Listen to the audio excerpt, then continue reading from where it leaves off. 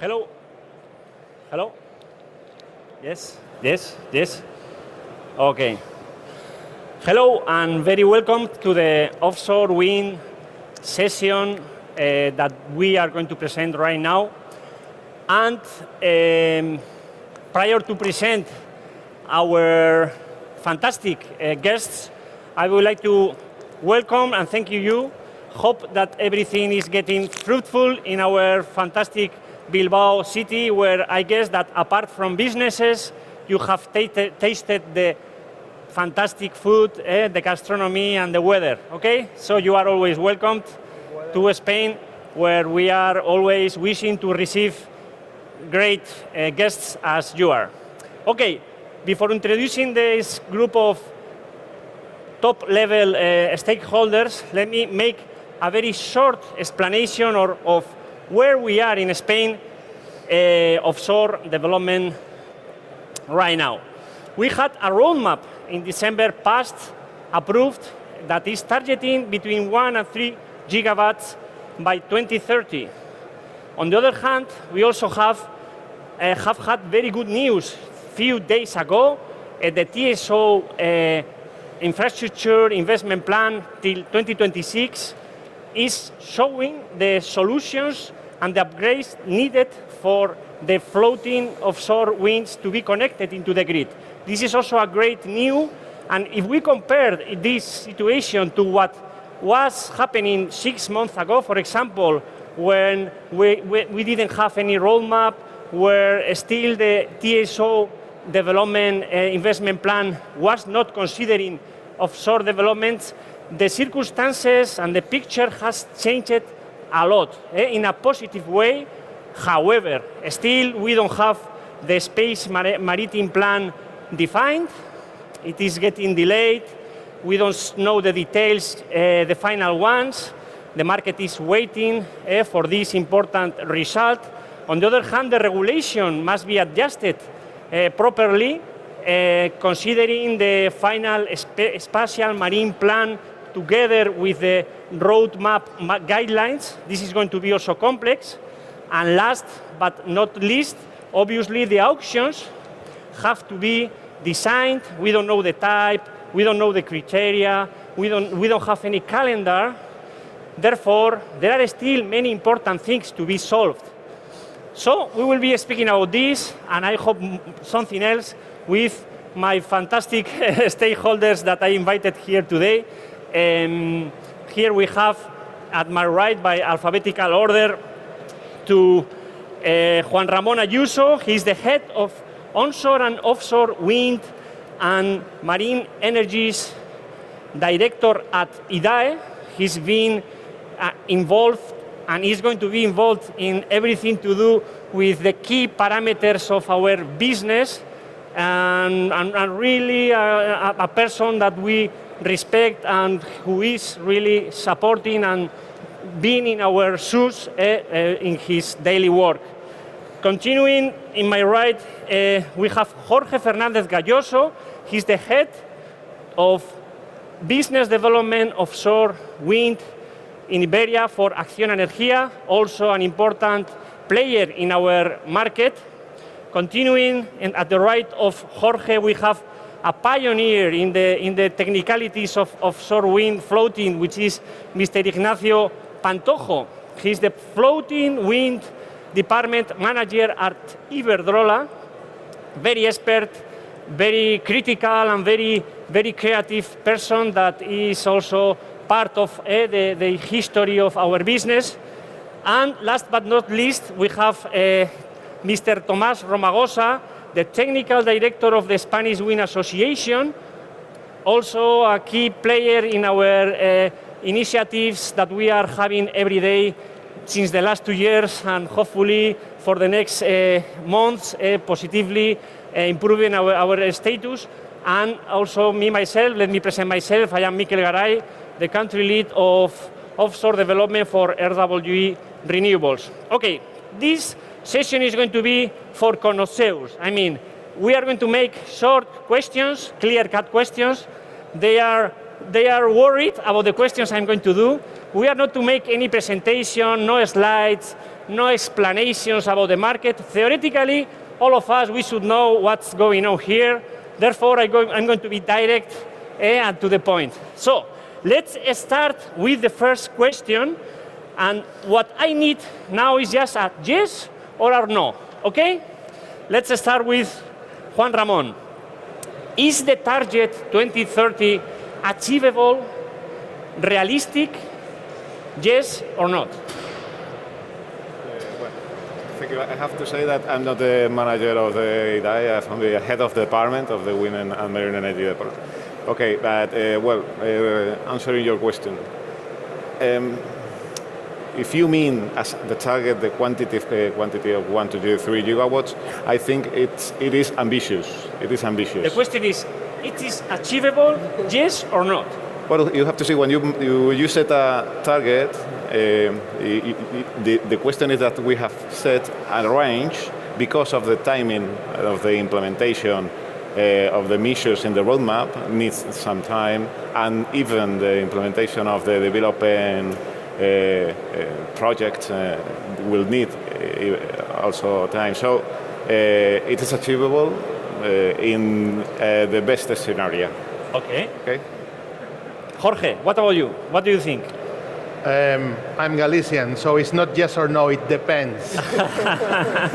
Depends on the speed of the government agencies bringing new regulation, new poems, Okay. new rules. Okay. Ignacio, please. It should be achievable, and we are ready to achieve those targets before 2030, but we need the framework. This is the next question. But yes, it should be. Tomás. I agree with my colleagues. I think it's affordable and yes, but Achievable. Achievable. Okay. Because the second and new question is this ambitious enough? Okay. Yeah. Well, yes. In fact, I think that given the starting point nowadays in Spain, this is ambitious because of what I said, the timing. And in fact, there is another qualitative figures that maybe are more important than the quantitative figure. We have to create a market with all those implies. It's more than a figure. Okay. It's a question of quality more than speed, maybe. Jorge, is this ambitious?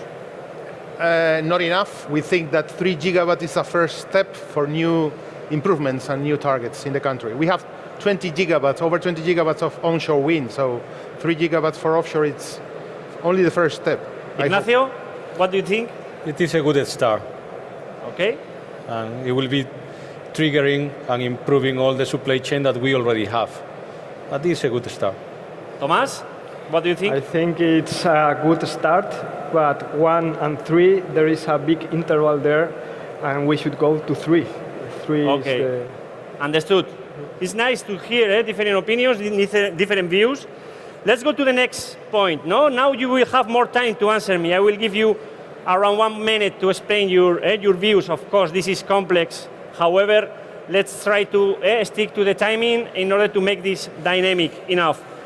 Do you see the market ready to achieve these goals? I mean, what does the market mean? The market is the administration, the supply chain, the investors, the technology, the regulation. Do you see the market ready to achieve these goals? Of course, starting from the stakeholders and players, I think that this event is a clear example that they are prepared and they have proven experience and expertise in all the stages of the chain value. As regards for the infrastructures, I see that they have to be adapted to the technical challenges that represent the increase of unit power of almost 20 megawatts beyond 2025. And as the administration side, I would say that precisely the roadmap, the implementation of the roadmap, the design is designed to allow to the administration to be prepared for the for support. For what is coming. To accompany the sector and the needs. Thank you. Jorge? Well, I think that the private sector is ready.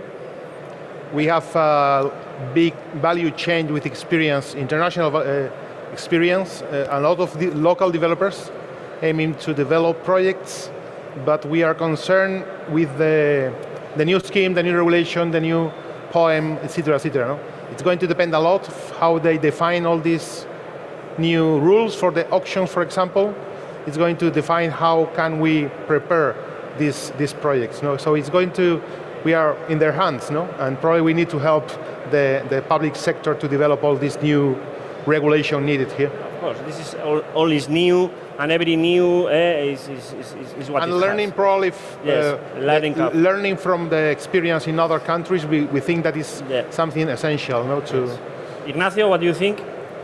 We have all the stakeholders in the supply chain that we need, and we can apply a lesson learned from other sectors, especially for bottom fixed foundation to the floating.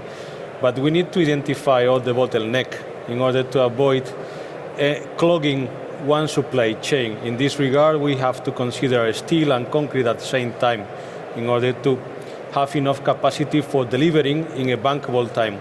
So the first point is to do due diligence of the technologies to be sure that we are selecting the most suitable for each of the projects. Second is analyzing the manufacturing capacities in order to select whether we go with steel, concrete, or a combination. And third is identifying bottleneck, mooring deliverability, and dynamic cable deliverability. And wrapping all this, the framework, the regulation framework that we need in Spain at least. Okay, Tomás, what do you think? I think the supply chain is ready, or at least getting ready. Companies are doing their homework. Developers are analyzing different sites. With the visibility that there is right now, that is not complete. It's only partial because we don't have MSPs still approved. The rest of the value chain, shipyards, port industry, and so on, they are also analyzing and trying to adapt to their capacities. We are already exporting in other markets, so the value chain is prepared somehow. We are not starting from scratch. But the problems, we see it in the regulatory framework. That is what is missing right now, to have the total visibility that the rest of the value chain have to know, to see what areas are going to be developed, when, and that's the basics. MSPs and an auction calendar to know when. No? Okay, thank you. Now I want you all to enumerate the main challenges that you think we should overcome. Okay? Please enumerate which do you think are the main challenges? Well, the main challenge for the offshore wind market in Spain, I would say three. The first one is the response, the speed of response of the administration. Yes. Second one, maybe the adaptation of the procedure, of the framework, to allow the deployment of the commercial wind farms.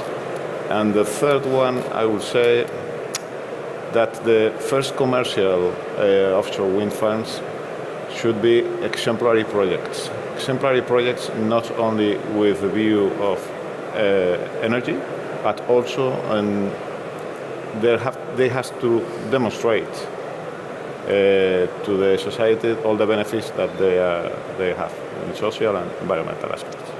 Jorge, please enumerate the... I would say that we need to inform. There are a lot of stakeholders, let's say, very afraid with the offshore wind. We have several sectors doing a lot of negative noise against the offshore wind. We have a challenge here, bringing information, bringing the experience in other countries, explaining, for example, fishermen's or environmental experience. Offshore wind is not bad for the environment.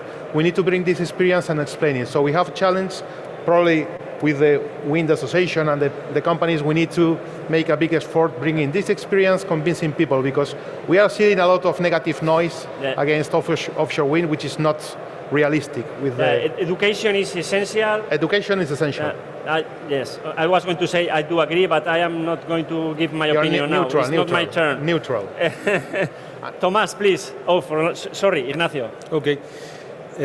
So under the point of view of the technical challenge that we have, first is to do due diligence in order to prove that the technology will be the most suitable for each project. And at the point of view of the logistic is to get volume enough for the industrialization of the sector and to make the project bankable. Then I do agree with Jorge that the third challenge is that we have to explain to the civil society what we are doing and how to make it compatible with other uses. Then we have to be able to deliver those projects in a bankable time. So no more than 2 years manufacturing, no more than 2 seasons for installing. Okay, thank you, Ignacio. Tomás?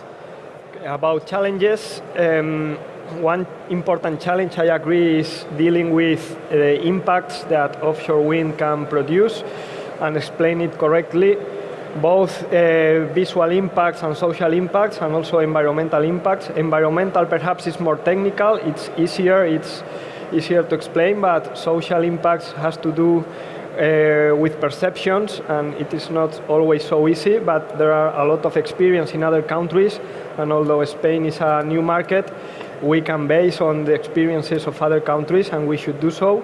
And also to explain how wind farms are developed and what is the correct process, the auction process. We are now suffering delays in the approval of the maritime spatial plans, and with the risk of having reducing the areas that appear in the drafts, and because of the pressure of other sectors, for example, the fishing sector, tourism, and so on. And it's important to be able to explain this and so that all authorities and public bodies involved in the permitting of offshore wind farms know how this works, and not all our coast is going to be full of wind farms. Not all the areas are going to be developed at the same time. 3 gigawatts to 2030, it's less than 1% of all the surface of the Spanish maritime areas. So, but not everybody thinks about these numbers. So I think it's important to do external and internal education of how this works. Of course. If you were the decision maker, having the power to decide, to act, which would be the actions that you would make in order to overcome and succeed with these main challenges that we have in front of us? Juan Ramón. Well, for me it's easy to answer, because this is something that we have published in a roadmap in December, and now it's available in English also. Of course, I mentioned 3 challenges. One of them is the response from the administration, and it's important. Among other elements in the roadmap, we propose to create a new technical office for the deployment of offshore wind in Spain to allow this muscle administration needs. For the procedure, for the administrative procedure, well, we are proposing some elements to make it agile, efficient, versatile.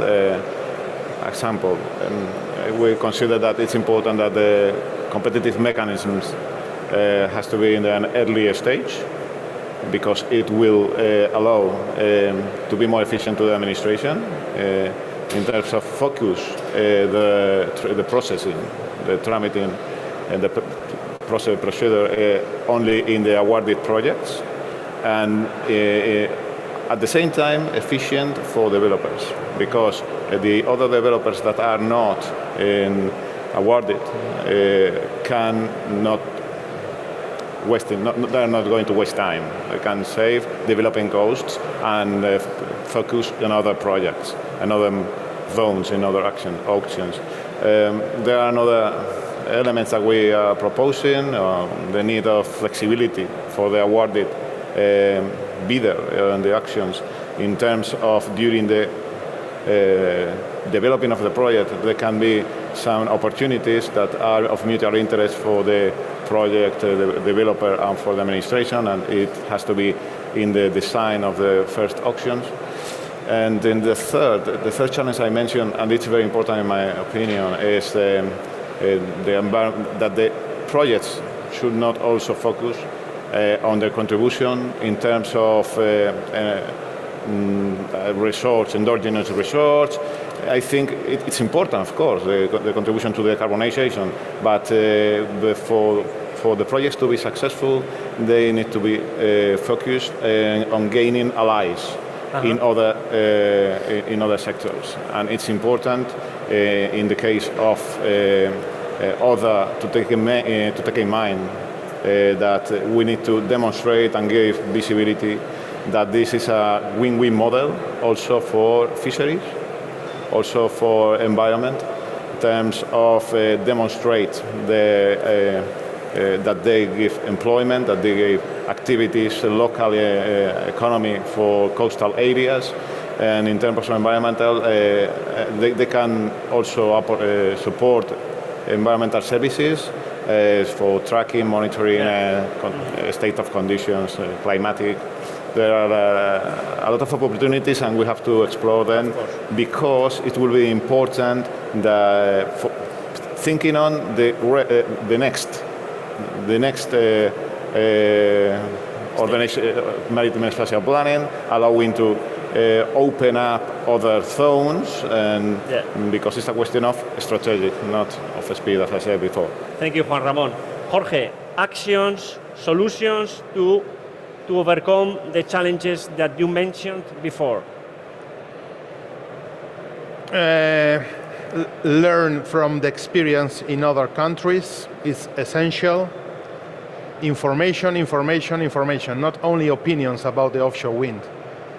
Also, this private-public cooperation, I guess that is very important, because at the end of the day, who's going to invest in the technologies, the private companies, no? So this cooperation between the governments and the private companies, I guess that in UK they have this scheme of public-private framework agreement or something like that to develop, no? And also to have a more clear visibility on the path, no? Because the route map is a good document, but need to be completed, no? With which are going to be the next steps, no? We don't know when we are going to have auctions. We don't know how these auctions are going to be solved, and we need to be prepared, no? Because many companies are happy to invest in the development of the projects, but we are blind in this moment. No, when are we going to have auctions, Canary Island or other? We are hearing now that it's going to be separated. Maybe Juan Ramon could explain us if we are going to have separate areas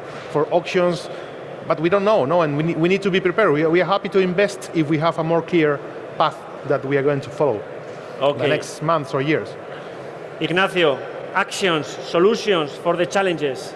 Yeah, the first one is to define the regulatory framework, the rule of engagement with the administration. Once that is defined, then the private developer will be able to plan ahead and to take a decision whether to go to an area or to another. So that's the first. We are working already in being ready once the regulatory framework will be in place, but there are several uncertainties. Second, one that is in place, we will need to help the industrialization of all the sector. Here in Spain, we have good manufacturing facilities, good shipyard, all the supply chain from the power electronic to the engineering, manufacturing of steel, concrete. So we have all that, but we need to reinforce and to encourage. We have a very good opportunity with all this public fund that it could be allocated in several sectors, like the PERTE Naval, or the other industrial funding. And second is to support the decision to to make the right project in the right moment. If we fail in the very first one, that will delay the following ones. Okay. And the last one is to have a clear plan on the connection point to the grids. Okay.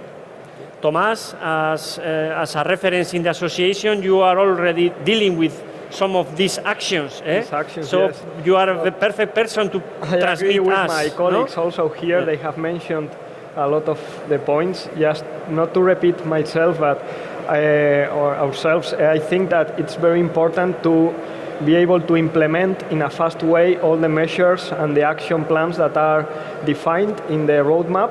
The roadmap already identifies all the things that have to be done, all the regulatory framework that has to be changed. So there is a good basis there, but now we have to implement it, and to implement it now. We cannot wait 2 more years. The first public consultation on the roadmap was done 2 years ago, and we still are discussing the same things as 2 years ago. We have some guidelines, but we have to implement it. Developers, they don't know the areas. They don't know if the projects will have to be installed at 800 meters depth or 200 meters depth. It has nothing to do one thing or the other. They don't know who is going to build the evacuation lines to the connection point to the grid. If it is going to be the TSO or if it is going to be the developer. They don't know what information is going to be available for placing an offer in a tender. They don't know if there is going to be some kind of studies provided by the government or not, if they have to do these studies by themselves and in anticipation to the date of the auction.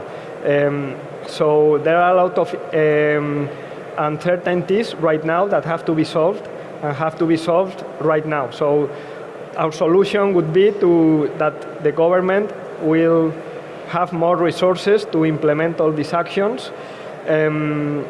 The ecological transition in Spain is one of the main priorities of our government. We are one of the most ambitious countries in Europe according to decarbonization targets, but the resources that the administration has to implement all these strategies and roadmaps are the same as they had 5 years ago before discussing all these things. So I understand the administration that they have to do a lot of things in a very short time, and it's very hard. So they must have more resources, a specific team to define this implementation scheme, and a specific team on marine energies, and I think that's crucial right now. If not, we can keep 5 more years discussing eternally about these same things and nothing being done. We don't want to be negative here. We are explaining the challenges, solutions. Things are not so bad. I am convinced that the targets will be fulfilled. I'm convinced. And even the governments that we have had and the actual government that has been involved in the past developments of renewables onshore has been always reactive, very active and supportive. I mean, the truth is that this is something new, and it's going to be fully floating. So the challenge is bigger because all the places in Spain on the water is going to be floating. And this is the key element of our big, huge challenge that is going to be achievable, and I'm convinced that we will succeed. Changing now the conversation. We are hearing that France, Portugal are executing or announcing very ambitious plans, no? And I would like to know your feelings about this, no? Because my first reaction is, wow, surprise, no? Me, myself. And on the other hand, I sometimes think, is this maybe a potential, the leadership of Spain might be jeopardized by this, our neighbors' actions? What do you think, Juan Ramón? France or Portugal? France or Portugal are fellow European countries, are dear neighbors. So the key element here, I understand the key issue is the European leadership. If you have this, it will be a benefit for all of us. We will take advantage of it. And with this view, with the perspective, as fast as every European country can go, and as much as the contribution can be to this European leadership will be perfect, and Spain's also. But every of them, of any country, every country, at their own speed. Okay, Jorge. I'm optimistic about the future. I don't think we are going to be jeopardized by these countries. We have two strong skills in Spain. We have, first, a very strong value chain, a lot of experienced companies like Navantia, Bindar, and many others with international experience, and they are very happy to develop this knowledge in Spain.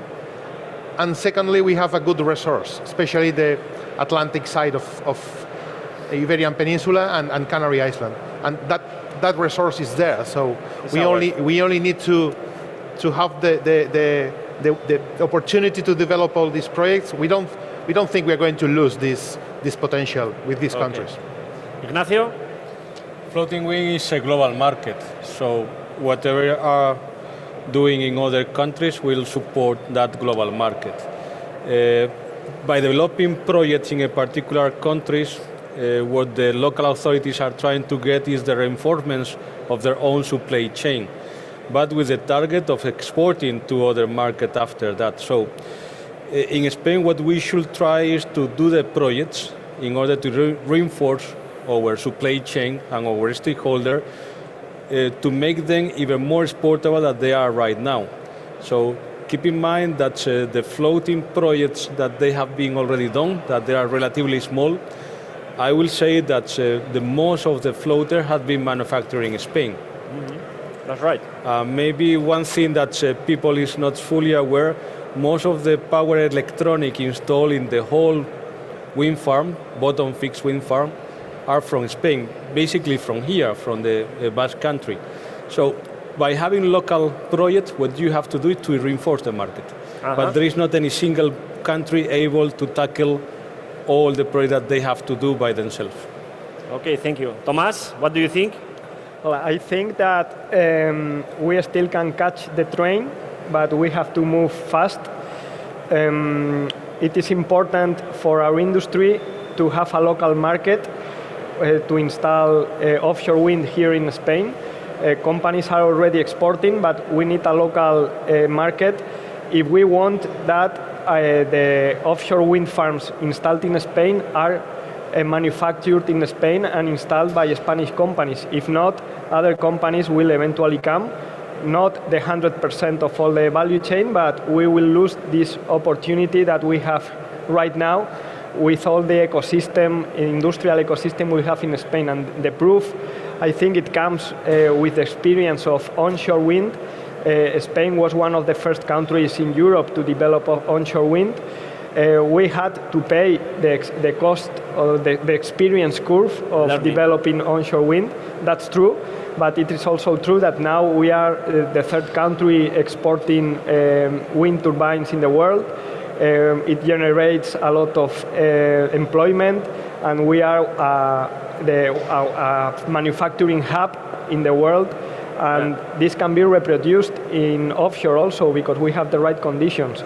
But we need a local market, and we can lose the opportunity. We can still catch the train, but we cannot lose more years.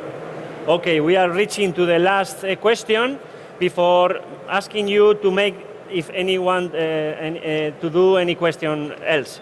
So the last question is the following. How do you see the next decade in terms of gigawatts to be installed in Spain or maturity of the technology?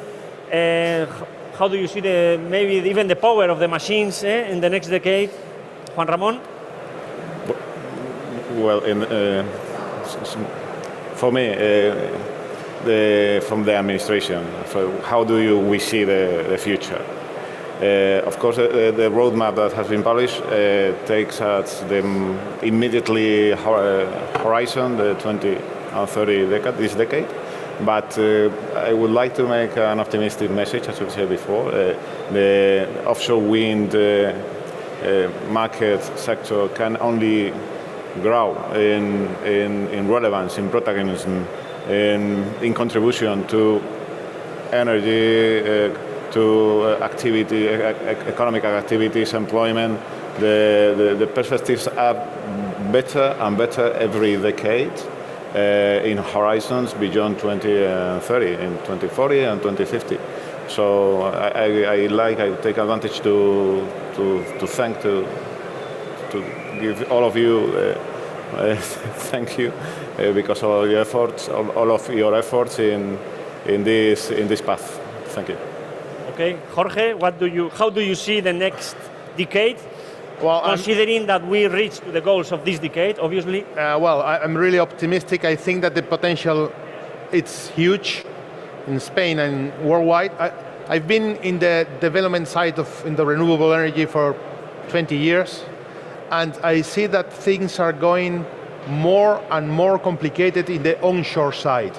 We are seeing in Spain, in many countries in the world, a lot of opposition to wind farms, solar plants, because they're going bigger, and a lot of concentration, a lot of social opposition to the projects on land. So we see that taking the projects to the sea, it's a good way to improve the size and increase the mix of the offshore wind energy in our country. So I'm really, really optimistic. I have 2 daughters studying. I recommend them to study whatever related with the offshore wind. This for clear is going to be our oil and gas own industry for the next years. For sure. Ignacio? So during the coming 10 years, we should be able to reduce the cost, the levelized cost of energy, and to make converge to the more or less the same cost, bottom fixed and floating. If we manage to do so, we will open a lot of areas, and we will have the key to do a lot of projects. And I think we are in the good path to achieve that. And the key is get volume, industrialization, proper due diligence of technology in order to don't make a mistake in the first really commercial, so multi-unit project. And if that happens, we will have bankable project, and that will trigger again new improvement to reduce the cost. Thank you. Tomás, please. I agree again with my colleagues. I am optimistic also for the next decade, but considering that these targets are implemented correctly and that we manage to install good projects, efficient projects in economically speaking, and to demonstrate that this technology works. So these next years are crucial to demonstrate this, but then the opportunity is huge. And I have been listening to several representatives of the European Commission here in this exhibition these days, and speaking about that the targets for Europe are going to increase because of this situation right now of this need to be energy independent, increasing the targets compared to the Green Deal targets that were defined some years ago. And offshore wind technology is the technology that has been identified to be able to reach these targets. Other renewables also, of course, but offshore wind and floating in particular is the one that has more space. No, we are starting almost from zero, so yes. The opportunity is huge, and we must get it. We must fight for it. Okay, I also agree with you, all of you, more or less, in most of the answers. Okay, that was the round of questions. Now, if anyone would like to make any questions, please, you are welcomed. We have 5 minutes left. Therefore, there we have a question. Thank you. Te van a preguntar a ti. Hello. This is a question particularly for Juan Ramon. Would you set a date or a year for when you think the administration might have the legal framework to start building the offshore wind? Oh, thank you. I think the question, because I had not the opportunity to tell you before. In the roadmap, we have said during the process of the public consultation, there was some kind of recommendations and comments on this. No? So in the roadmap, we have said, the coincidence and how it fits the roadmap with the recovery plan. And in this context, we have identified some key measures that has to be implemented in time. And with the Commission, with the European Commission, in terms of the commitment and fulfillment of these measures, we have identified that all the key elements regarding the adequacy of the procedure and the framework has to be at the third quarter of 2023. If it is prior to this third quarter of 2023, perfect. But this is a commitment that will have to. This is the deadline, and it will have to be checked by the Commission. This is the latest date. Okay. Any more questions, please? There we have one.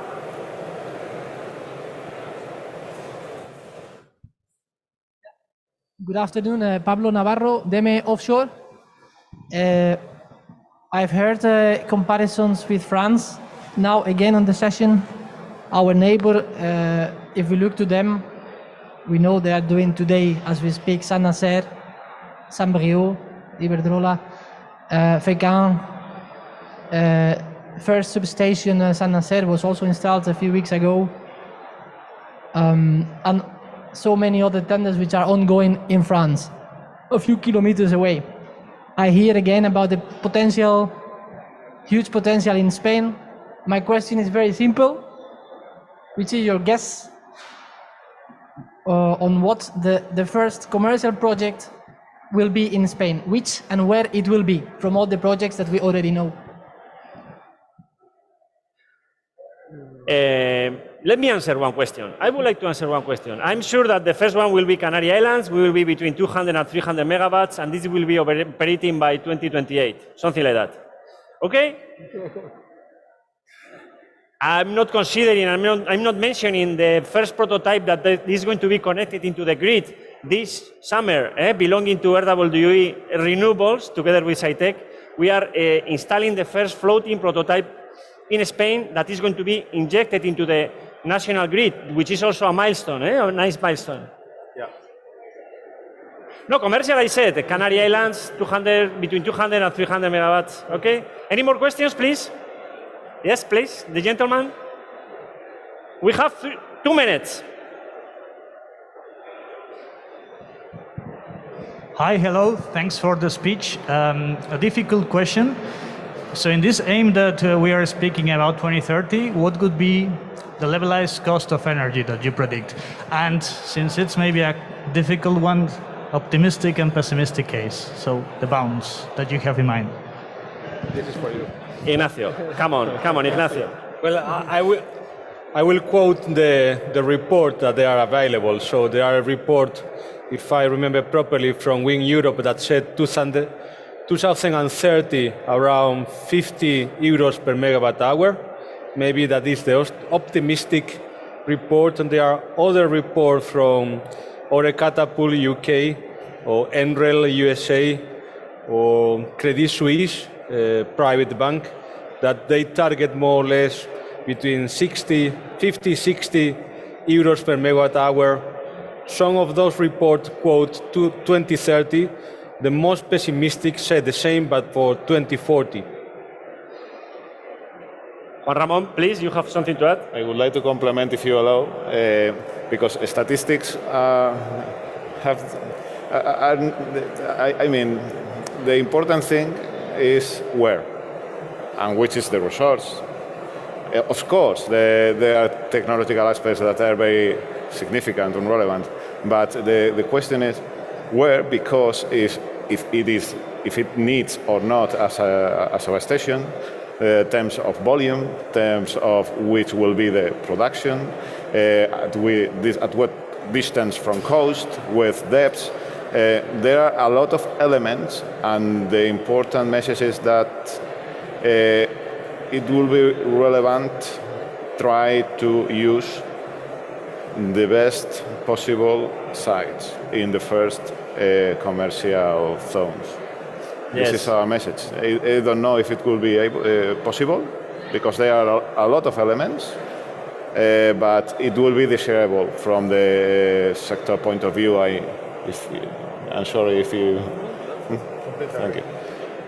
Absolutely, it's clear. Volume, industrialization, the quality of the site, and all the infrastructures all together can give you a great LCOE or a worse one, having the same technology.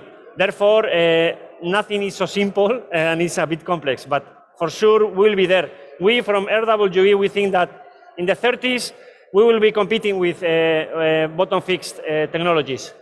This is our message. Okay, maybe we have time for a last question, Eva, or not? No? One more, the last one, maybe? No more questions? Okay, then. So, thank you very much. It was great. Thank you very much to everybody. We learn a lot. I learned a lot. The goal was to learn, to take notes, to improve, and let's do it all together. Okay, now we pass to the onshore business development in Spain. Thank you. Gracias.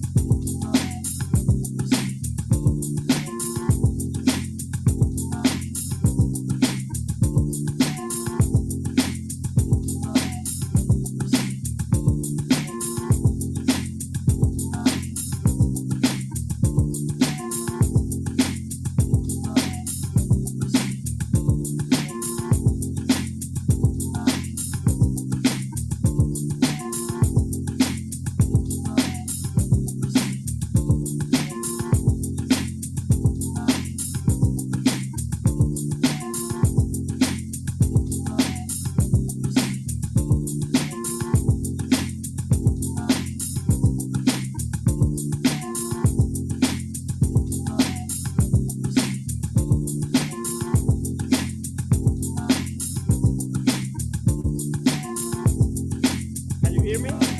Can you hear me? I'm talking.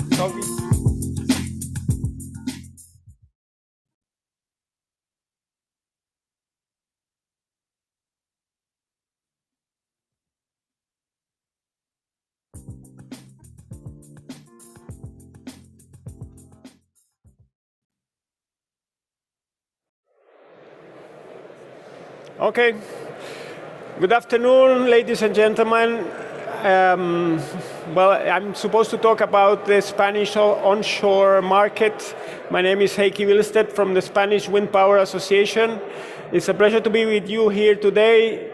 I know that we are a little bit down because there are a lot of meetings and a lot of information, and maybe we don't speak English, so we are getting a little bit heavy on the language side, but just bear with us. I'm going to speak briefly about the Spanish market. Then we are going to, Robert Navarro from RWE is going to join me, and we're going to talk a little bit about the Spanish market together. And well, I'll start then. Then hopefully we'll have 5 minutes at the end if you want to make questions.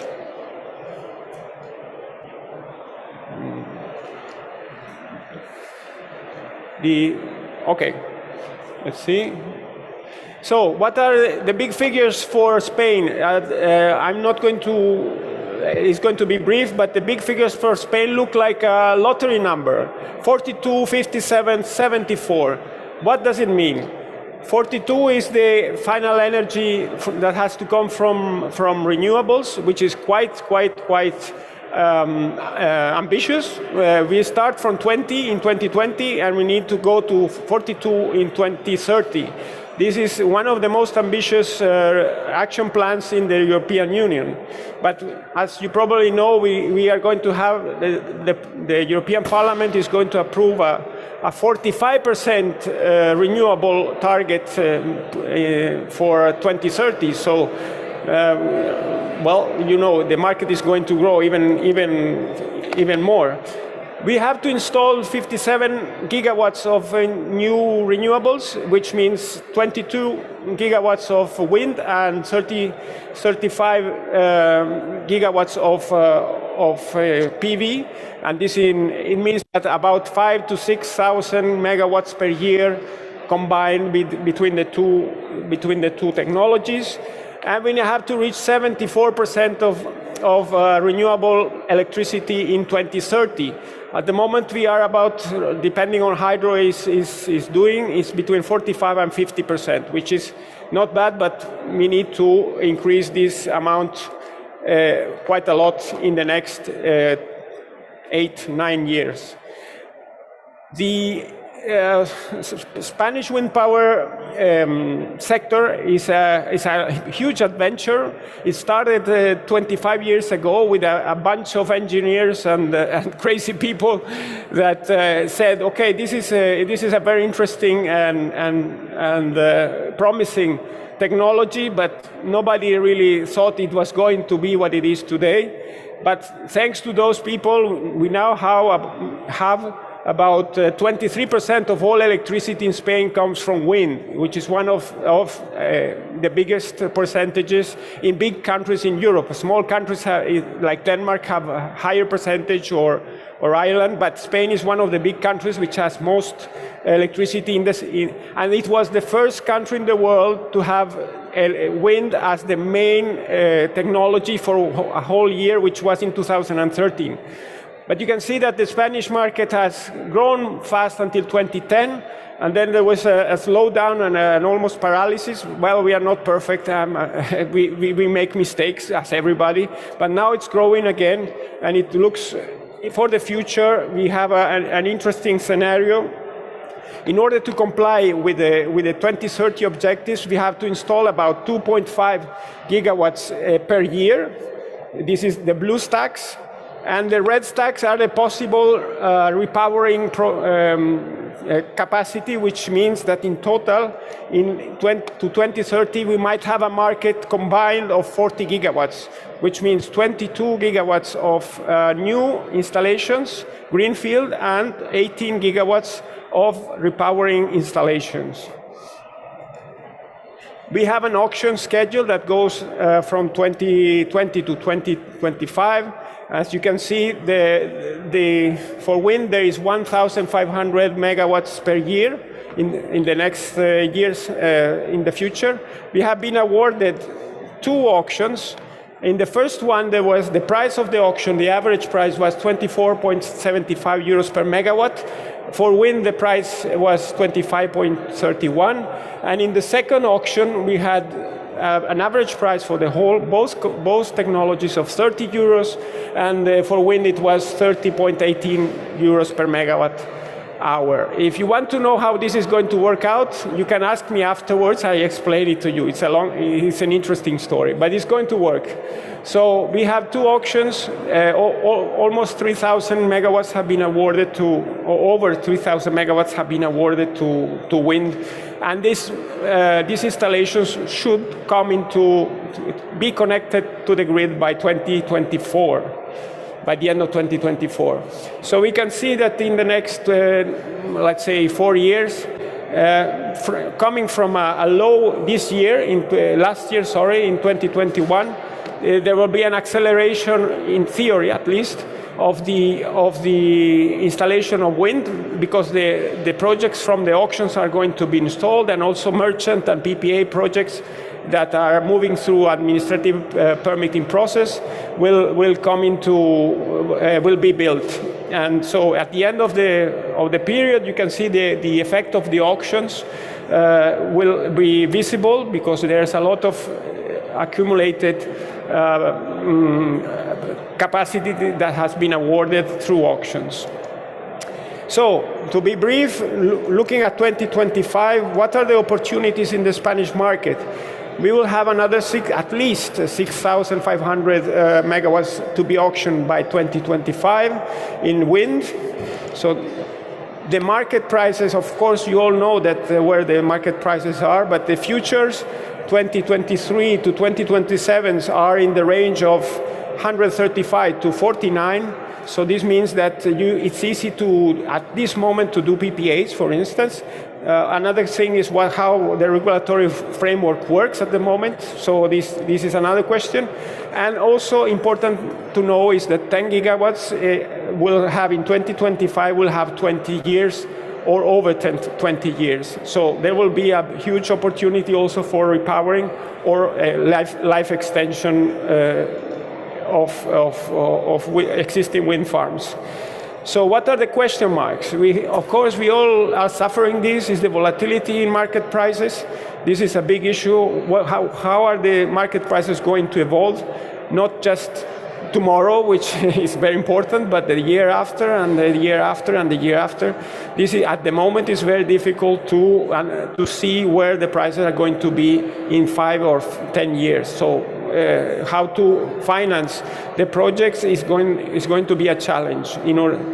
And the other thing is there's a pressure, you have probably read in the media, there's a high mounting pressure to change the market design, but we'll see how that works out, because of course a lot of mechanisms, especially for financing, are based on the market design that we have at the moment.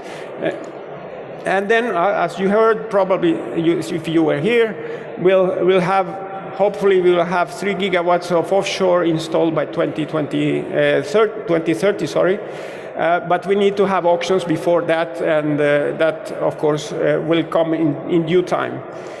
And the last but not least question that we need to solve, as probably in most countries, is the question of permitting. The issue is very important because at the moment we have times for permitting. The duration of the permitting process can be anything from very good regional authorities do it in 2 years, and very, let's say, slow regional authorities can do it in 7 years. So and depending also on the type of project you have, if it's not situated in a very sensible environmental area, then it's easy to get the permits. If it's more sensitive area, then it takes longer time, because it's back and forth with administration for environmental issues. So more or less, this was what I want to introduce the Spanish market to you. We have It's a mature market, 28 gigawatts installed power, as I was saying, but there's space, as you can see, there's space for a lot more, and especially if you look at from the point of view of the Spanish territory, we have the opportunity to do certainly much more than 50 gigawatts of wind, because there's quite more resource, and the countryside is it's not empty, but there is not so much density, population density, infrastructure density, and so on. The environmental issue is an important issue then. But in order to discuss a little bit these issues and what is the situation today, I would like to ask Robert Navarro from RWE to join me in here and to sit down, and we can talk a little bit on how we are doing in the Spanish market. Hello, Robert. Nice to have you here. Good afternoon. Thank you. You should know that Robert has been in the Spanish market for the last 20 years. He's the country chair of RWE in Spain. So if somebody knows and has seen, I would say almost anything, is Robert. So, Robert, what do you think? How are we going to achieve these goals that we have on the table? Is it possible to get 2030? Well, I would say for sure it must be possible, and this is possible from a physical and technical point of view. So it should be possible also from a political and social point of view. So we have the space, as you have said. Population density in Spain is not extremely high, so we have a space and we have wind resource, and we can install windmills without, disturbing the human activity. We have the resource. We have a problem with the grid, but we can build additional grid capacity, and we have, I would say, we have everything we need to get there. Which does not mean that we don't have difficulties, but for sure this should be done. But if you look at the challenges, how are you going to finance this? You see that auctions are the main option, or we need more PPAs, mixture of both. Is the market really ready to finance all these projects? I would say in principle that all these instruments are needed, because depending on the profile of the investors, some, let's say, financing instruments could be more, feasible or more adapted to their profile. For instance, if you need to finance your wind farm through external financing by a bank, probably a PPA or participation in an auction is, if not necessary, at least recommendable, especially given the high volatility of the market. So I've read lately that the banks are beginning to get used to finance projects in merchant, but for sure they don't like that. So if you can find a PPA, if you can send or you can show them a PPA or you are participating in an auction, this is giving the financing entity a certain comfort. For some others, mainly the big investors, going merchant can be a good option as well. So I think all the instruments are needed, and all the instruments can help us getting there. Yeah, and from a perspective of RWE, how do you foresee the development of the market? Do you think there is going to be a lot of new entrants, or you think it's going to be always the same old companies doing more? Well, new entrants, there might be new entrants, but we have to assume that wind is not like PV. Normally the amount of investment is much higher. So I'm not saying that this is not feasible or possible for small investors, but normally small investors are going more to the PV market, in which you can first go for smaller plants, and secondly, you can have a much less complicated life in terms of operation of the plant. The wind energy operation is much more complex than the solar energy operation. And normally, if you want to extract value from a wind farm, you have to have certain excellence in operations that you cannot achieve if you don't have a certain volume, or you rely on third parties doing that for you. So honestly, I don't know if it will be exactly the same players or new players. What I'm sure is that the existing players in the Spanish market have enough appetite to get to the 50 megawatts, which is the target for 2030. So this will not be the problem. Okay. I don't think this will be the problem. And how do you see you were talking about wind and solar PV. There is a big issue in Spain now with the combination of the two, which of course the hybridization of the two technologies. Is that an interesting, let's say, development in the market? Absolutely, for several reasons. First, because you can reduce the volatility of your production by combining the wind resource and the solar resource, and also because even without increasing the output capacity of the plant, you can increase the load factor. So I would say there are two things that are very important, and we should take that into account in Spain. We have a real problem with the capacity of the grid.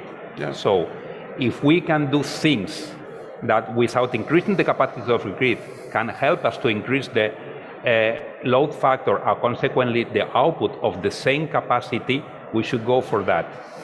And one thing, of course, is the hybridization of the plants, so putting solar panels in the middle.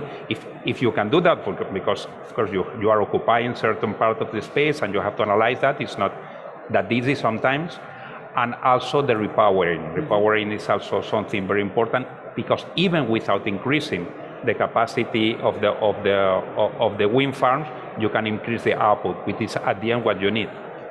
Okay, that sounds interesting, but are you doing something in hybridization? We have not done anything right now, but we are analyzing several opportunities in both things, yes. So you think it's going, and what about existing wind farms? Do you think you could hybridize those? Sorry? Your existing wind farms, you think you will be able to maybe hybridize, put some PV into it? We are analyzing this in several places. As I was saying, you have to be careful with what to do with the land, because when you have a wind farm, the occupation of land is quite low, and the land has alternative usage that if you put lots of solar panels in the middle of it, you need to treat it in a different way. Maybe the contract with the landowner will change, and there is not something immediate. So from a technical point of view, I think it's easy enough. From a, let's say, land lease point of view, could be a little bit more difficult. So you are there touching another interesting point, which is probably you have it also in your home markets. What about the social acceptance? Is the territory ready for all this development of renewables? Hope so. The truth is that we have observed a lot of social contestation lately about new developments in wind farms. Fortunately, I don't have any personal experience on that, so we have been, I don't know if lucky, or we have done things in the right way or whatever, so I cannot talk personally about these problems, but you see it on the press that there are a lot of platforms and social organizations being against that. So probably will be a little bit of everything, so maybe some promoters could do things in a different way, but at the same time, what is true is that if we want to develop these 22 gigawatts until 2030, we need the people to accept that this is going to happen. Of course, we need a lot of filters, environmental filters, social filters. We need to make sure that this is not done against the territory. So there's something that has to be done in order to convince. But the curious thing is that we have this problem, but at the same time, in the Catalonian Wind Association, we made a survey among the municipalities on which we had already existing wind farms installed.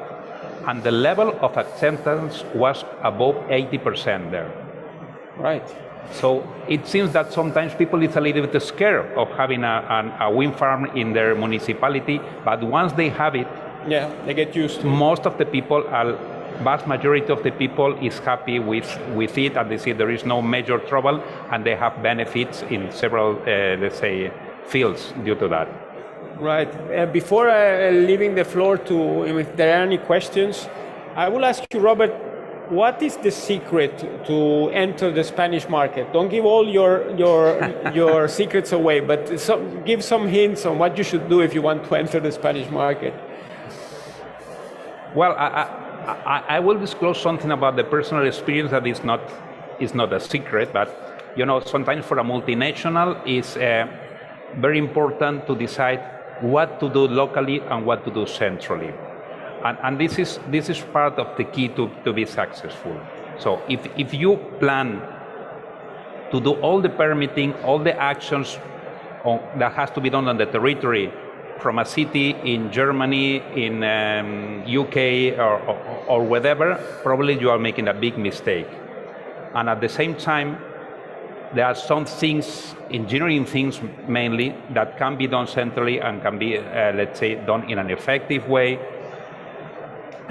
taking advantage of the economies of scale or so. So in our case, one of the secrets was to rely on local partners in order to make sure that we understood what was the peculiarities of the Spanish market and how we should, let's say, focus our strategy in order to adapt our way of acting to these peculiarities.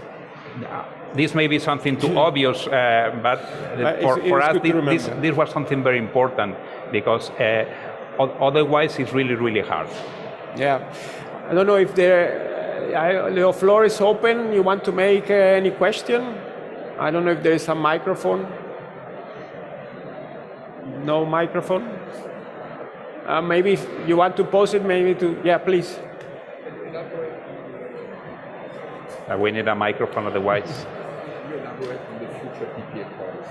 Yes, okay. So the question was the future PPA prices. What can be the range, or are they going to work and in what direction? What is your feeling? The range of the PPA prices? Yeah, the prices. Let's take the crystal ball. I would say it is impossible to provide a reliable answer to this question.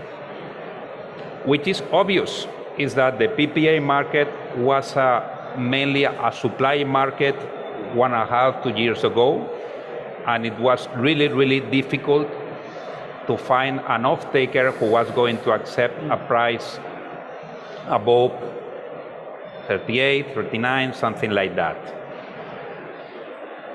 Now the situation is different. I don't have first-hand information about what could be a price on which a PPA could be signed right now. What I can say is that it's a big risk, because we tend to have a too short-term view, and now everyone is scared about the high prices in the pool market of above 200.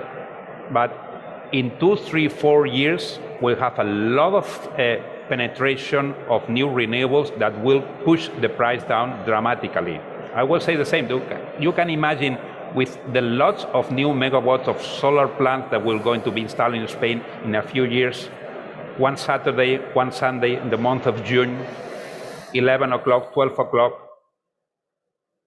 the price will be down, for sure. It's a matter of matching demand and supply. So I recognize myself unable to foresee what could be a fair price for a 10 years PPA. For sure, higher than the prices that we were setting 1 year ago. But you say 45, 50, 55, honestly, I don't know. Yeah, we have been following, if I may just give some data. In last year, we were below 40 euros in the PPA as an average for wind. And this year, we're above 45 euros per megawatt hour for wind. But this is an average. So you can see it's going up. But maybe next year it starts to go down. But 45, if currently is 200, means that there is an expectation that the pool price will drop dramatically in 3 years from now, something like that. And future prices also indicate that it's going to. Spain is the country where you have the steepest fall after 2026 in the price future prices. Which, by the way, means that there is light at the end of the tunnel for the problem that we have with extremely high pool prices. The problem is that it's not going to be short term. We are getting to the end. We were supposed to be here until 4:45, but one last question, Robert. You think that unfortunately the situation in Ukraine and the problem with Russia will reset a little bit the political scene, and we will see a speeding of the renewables, both from political and permitting point of view, or we will be working at the same pace? My personal perception, that it will be for sure an element of boosting, of pushing this forward. Let me say that it is a real shame that we need a war to push what we were supposed to do anyway. So the war in Ukraine is a really incredible tragedy, and okay, so we should have been able to do that without this disaster. Yeah, definitely. Well, our time is up, but thank you for being here with us this afternoon, and I hope you get got a little bit more information about the Spanish market. Thank you, Robert, for sharing his thoughts. My pleasure. And see you maybe next time. Thank you.